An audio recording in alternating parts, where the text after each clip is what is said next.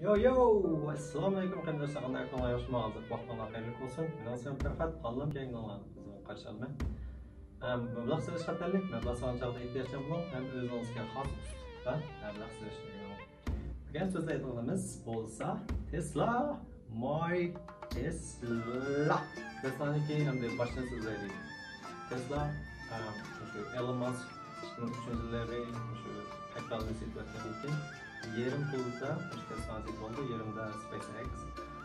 Tesla'ni asosida taraqqiy qilib, nurg'un jafolarni tatdi, nurg'un ishlarga yo'l qo'yish qilib, shu Elon Muskning kitobini o'qisanlar, ichida hamma hikoyalar bor. O'zining hikoyalari shunday yaxshi. Shu tijorat qilgan, savdo qilganlarga menimcha cho'ng foyda bo'ldi. Eng cho'ng mushkuloti nima degan chog'da batareyasi. Yangi xil batareyani akirish uchun unga nurg'un pul ketadi. Masalan, bir mashinaga şu bataryani yangi xildagi batareyani silish uchun 160 ming dollarda xarjlash kerak. Lekin bu mashina necha pul sotadi? Around 80 ming dollarga sotadi. Bunda nurg'un ziyon bo'ldi-da, lekin amal yo'q. Boshqa taraqqiy qilmoqqa uning kelgusiga ishongachga, kelgusida shu mashinaniki setilishi texim yuqori bo'lgan chog'da bu batareyalarni ishlab chiqarish texim yuqori bo'ldi. Andan keyin bahasi tushdi deb o'ylab 2013-yillari birinchi modelni ishildi, Model 3. Keyin 2015 yana birsi SUV shaklli, keyin 2016 Model Y, keyin 2019 Model X. Shu rasmiy taraqqiy qilayotgan vaqti shu 2013-yillardan boshlab. Shu chog'da kim bayqagan bu shirkatni, bu paychakni degan chog'da bizniki yog'ochxona Cathy Wood, Ark Invest analiz qilib, mushu shirkat kelgusini o'zgartiradigan shirkat ekan. Bahasi cho'qim necha qatlaydi degan. Ham yana bir kim o degan chog'da shu Hindistonlik eng talantli mablag' soluvchi deymiz, Kamal. U odamni shu chog'da shu Tesla'ni bayqab, buni kelgusi bog'lig'ini bayqagan. Keyingi dunyoning eng cho'ng boy odami, to'liq mashina ishlagan odam bo'lishi mumkin deb shunday degan.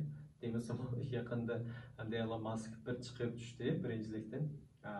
Paychak bazı tushib ketganki o'ziniki darajasi tushib ketdi. Lekin hozir Tesla'ning bazı shunchalik yuqori hozir bir 5-6 hassa yuqori. Hozirgi bazasi bazı 600 necha dollar, 650 dollarlar atrofida market cap deymiz. Shu bütün Tesla'niki, bütün paychakiniki bazı 650 bilyon deb qaralmoqda. Demak, shu Tesla'niki shirkatniki bahsi 650 bilyon atrofida. Lekin amaliyotda Tesla'ning paychakining bahsi rasmiy baholagan vaqtida 90 dollarlar bo'lishi mumkin. Shunda bo'lishi kerak amaliyotda. Shuningga nurg'un boshqa haj fonlar buniki kelgusiga ishonmay, ham Elon Musk'ga ishonmay Tesla'niki paychaklarini tushidi deb tushishga sotganlar nurg'un short qilmadi. Lekin short qilib nurg'un pullarni uftirib etganlar jiq, ya'ni qaytadan yana short qilib yana uftirib etganlar bor. Lekin Tesla'ni to'xtamay o'sdi, chunki hammadan qiziqdi.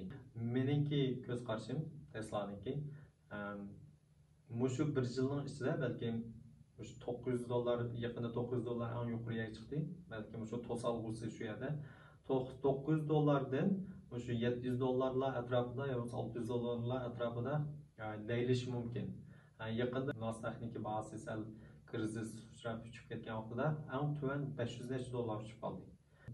Tesla'ning paychaki shunchalik yuqori volatility hozir.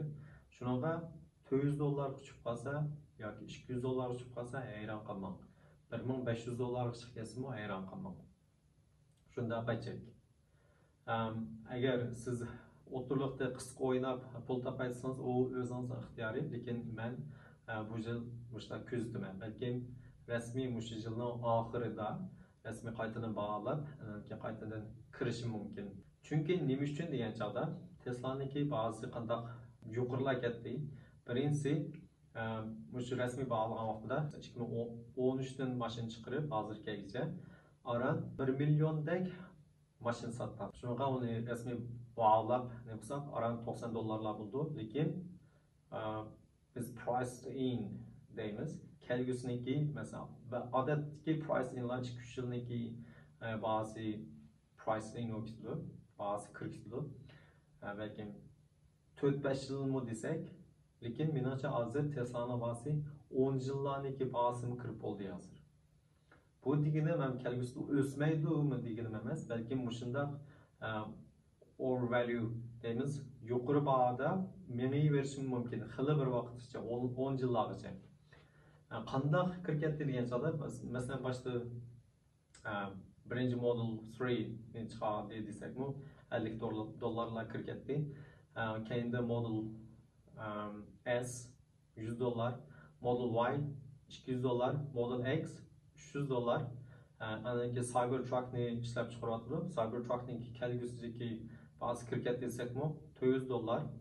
Anaki bularniki kelgusidagi setilishi texnik yuqorilab, anaki hozir masalan Amerikada setilishi yaxshi bo'lyapti, chunki Amerikaniki shu zaratligichlari hamiyalarda bor hozir. Chexiyalarga o'rnatib oldi. Lekin boshqa davlatlar o'rnatmadi. Boshqa davlatlarnikini o'rnatmachoqdan shu taraqqiyotni, shu kelgusidagi taraqqiyotni o'ylab qolgan. Tesla'nın setilishi odatdagi mashinalarning setilishidan yuqorilgan vaqtlardagi bahasini hisoblasak $600 desak, lekin shu $600lar menimcha kelgusidagi bahasi bo'lsa yana muvofiq bo'ldi. Shu $600lardan jiq o'rlamasligi mumkin degan shu bultur yilning oxirlari, lekin keyinda yana $700, $800, $900ga chiqib ketdi. Nima uchun? Keyinda yana hisoblasak, masalan hozirgi ishlab chiqarayotganlari nurg'unlari yana pishmagan kelgusidagi shu autopilot o'zi aylanadigan sistemasi texnik yetilgan vaqtidagi bahasini kirgizsak $700. Anadagi yana nima bor? Taxis, Tesla taxis. Mesela $700, $800 chiqdi desakmi, menimcha muvofiq bo'ldi $800, lekin undan o'rlab kelsa $900 bir xil odamniki ishingisi kelmaydi-da. Lekin yaqinda ARK Invest shu necha haftaning ichida yana bir qitim shu Tesla'niki kelgusidagi bahasini analiz qilib chiqdi.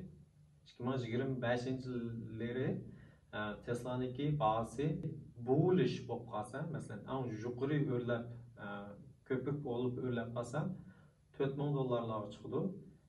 O'ttir al bo'lsa balki $2000. Eng bearish, yaxshi o'rlamay bunda bo'lib qolsa $1500 dedi. Shuninga menmi uninga menimcha ishonaman. Tesla'niki kelgusi shunchalik bor, Elon Musk ishonma, Casey Wood ishonma, lekin men bu yil balki Tesla'ni mesela ko'zdiman, men uni chaqilmayman, chunki backland price in bo'lib ketdi. Shuninga sizlarga tavsiya qilaman, shunday ko'zda turishinglarni birinchi yillari bo'lg'achqa Tesla'niki paychikning bahasini hozir fragile stock deymiz. Nima uchun deymiz degancha asan chiqib ketadigan paychak deb qo'yamiz. Chunki nurg'unlagan shu yangidan paychak bozoriga kirgan odamlar shu birinchi bo'lib Tesla qiziqib Teslaga kirdilar. Bunda odamlar qanday ta'sir qildi degan chog'da, bunda odamlarniki sabrchanligi yo'q, jiqlarniki. Ozroq tushib ketsalar, panik, shu sal qo'rqib qoldi. Anakin bular bir sotgandan keyin keyinda sotmaganlar texmi qo'rqib, o'chib ketdi deb ularni sotdi. Ular sotgandan keyin bahasi yana tushdi, yana sotdi, o'sha sotib ketdi. Balki 90% tushib qolsa-mu, hayron qolmang. Chunki Amazon'niki paychiki 2000-yillari shu Tesla'ga o'xshash kelgusi bor deb qaralayotgan vaqtida, yetilayotgan vaqtida, lekin shu team, shu guruhlari, shirkatning ishchi sistemlari yetilmagan vaqtlarda bu shirkatning bahasi shunchalik volatility yuqordi. Odamlarning ishonchi rasmiy yetilmagan, lekin kelgusida bahasi bor deb ko'rgan. Shu chog'larda Amazon'ning paychiki 90% tushib ketgan. Lekin hozir $3000 chiqdi. Bu yilning ichida $4000 chiqishi mumkin. Shunaqa Tesla degan shunday paychak. Tesla'ning yana nimalarga qaraymiz degan chog'da, masalan, Tesla'niki solar systems bor. Andan keyin Elon Musk'niki yana bir shirkati bor, SpaceX. Alam bo'shliqlari chiqqan vaqtida o'ziniki sun'iy amralarni qo'yib beradi. O'zining kasbini ham birolar bo'lg'achqa, o'z Tesla'niki shirkatiga foydasi keldi. Ondan keyin yana nimasiga qaraymiz? Batareyasiga. Kelgusida yana qanchalik kuchli bo'la oladi, qo'zg'atish, uzun vaqtga haydash, ishni zaryadlash degandek. Ana keyin nima? Shu radarsiga qaraymiz. Hozir Tesla boshqa EV deymiz, electric vehicles, to'liq mashinalarniki boshqa shirkatlar nurg'un hozir 20-30 shirkatlar bor. Ba'zan yaxshilari boshqa radarni ishlatadimiz, mana o'z degan vaqtida. Radarlik shirkatlarniki nimasini ishlatadi, mahsulotni, lekin Tesla texnik undaq ishlatmaydi. Hamda agar mushundaq boshqa shirkatlar bilan to'xtam tuzib buni qilib qolsa, mushu shirkatlarning paychaklari, mushu radar shirkatlar ya bo'lmasa batareya shirkatlar, mushlarniki bahsi o'rlaydi. Shunchada ularnikini kuzatib qo'ysangiz, menimcha ularning shunchalik kelgusi bo'ldi deyman. Agar mushu Tesla bilan munosabati bor bo'lib qolgan shirkatlarning hammasiga shundoq yaxshi ta'sirlarni qildi. Mesela ben Tesla'nikini bilgen bir şey sözley. Kaldırıp koygan yerlerim olsa bana eskertip koyuyorum. Kilaftan yana sözler veremem, isim kese. Herkes bu başmaltakını besişini unutup kalmam. Abone olun. Ana ki ben dikkat kılığında abone buluş sani cıhla atıdı. Lekin gördüğün adamla azla atıdı. Menimce qo'ng'iroqni besip koyuyorum. En yaxshi uçurlardan ötküzüp kalmayısınız. Şu çağda şu özünüzden payçak kurulumlarınız, payçaklarınızı yaxshi xabarlarni aytdi, ta'sir qildi. Buni unutmayman. Sizlarga rahmat ko'rsaylik. Allohga emanet.